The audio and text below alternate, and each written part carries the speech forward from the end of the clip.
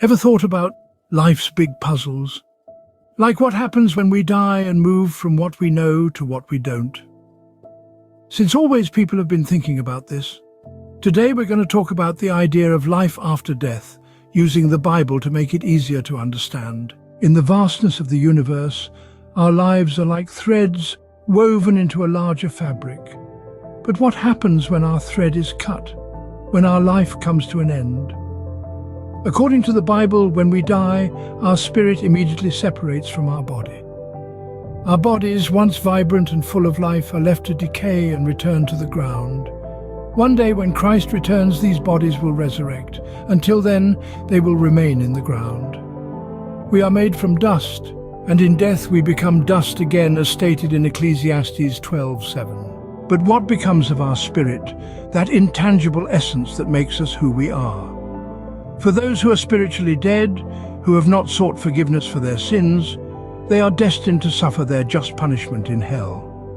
This is a mere foretaste or preview to the final state they will endure. However, for those who have been born again and have placed their faith in Jesus, their spirits will be blessed in heaven. They will bask in the divine light of God's love. This too is merely a foretaste of their final blessings. The biblical story of the rich man and Lazarus paints a vivid picture. The rich man, in his immediate state, was tormented in hell. Lazarus, on the other hand, in his immediate state, found comfort in heaven. There is no middle ground, no third option. This is the intermediate state until the return of Christ, when a new heaven and a new earth will be unveiled. And yet, in the grand scheme of God's plan, no one is meant to perish.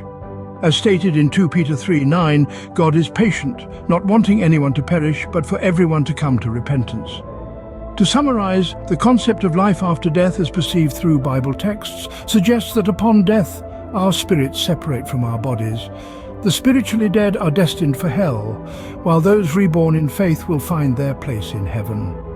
This is the intermediate state until the return of Christ. Yet God's ultimate desire, as stated in the Scriptures, is for all to come to repentance and avoid perishing. Thank you for joining this exploration of life after death. Remember, these are interpretations from Bible and are meant to stimulate thought and discussion.